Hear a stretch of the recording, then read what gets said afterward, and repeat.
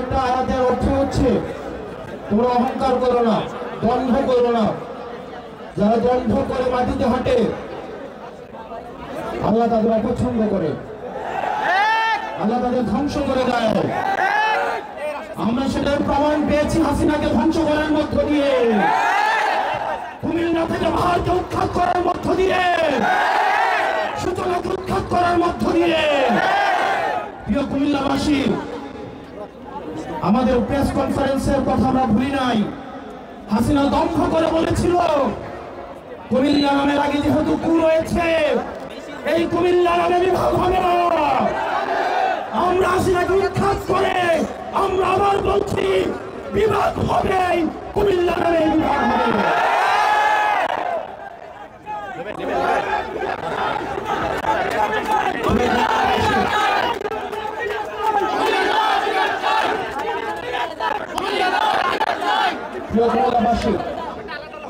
বাংলাদেশের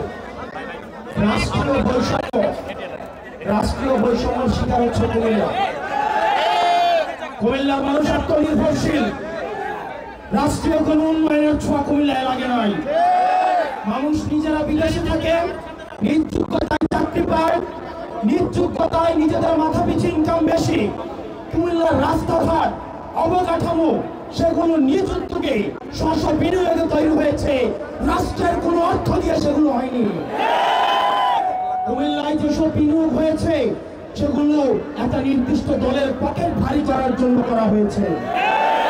আপনারা কুমিল্লার ফ্লাইওভারের কথা দেখেন, রাষ্ট্রীয় বিনিয়োগের নিদারুণ অপচয়ের নিদর্শন।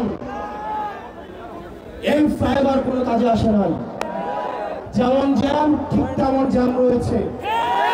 কুমিল্লার মানুষ রেমিটেন্স যোদ্ধা, তারা বিদেশে থাকে, পয়সা ইনকাম করে ছেলে মেয়েদের পড়াশোনা করায়, নিজ যোগ্যতায় তারা প্রতিষ্ঠিত হয়। এই যে রাষ্ট্রীয় যে আমাদের বঞ্চিত করা হচ্ছে, আমরা এই রাষ্ট্রীয় বঞ্চিতর অবসান চাই। সরকারকে অবশ্যই কুমিল্লার বিষয়ে সিদ্ধান্ত স্পষ্ট করতে হবে। সারা বাংলাদেশ ঘুরে এটা আমাদের ৪৪ নম্বর জেলা। আমরা আগে উত্তরবঙ্গকে আমরা কটাক্ষ করতাম, উত্তরবঙ্গ হচ্ছে মঙ্গপীড়িত, উত্তরবঙ্গ হচ্ছে কোনোভাবে বঞ্চিত। উত্তরবঙ্গের রাস্তা ঘুরে যখন আমরা কুমিল্লায় প্রবেশ করলাম, কুমিল্লার 2 কিলোমিটার রাস্তা পর্যন্ত ঠিক নাই। সরকার যদি সিদ্ধান্ত দেয় না আমরা কুমিল্লাকে দেখবো না, তাহলে আমরা নিজেরা পয়সা তুলে আমরা এই রাস্তাগুলো ঠিক করতে হবে। প্রিয় কুমিল্লাবাসী, আমরা অনেকেই ভাবছি আমাদের লড়াই শেষ হয়ে গিয়েছে। আমাদের লড়াই শেষ হয় নাই, আমাদেরকে দীর্ঘ লড়াইয়ের জন্য ঐক্যবদ্ধ হতে হবে।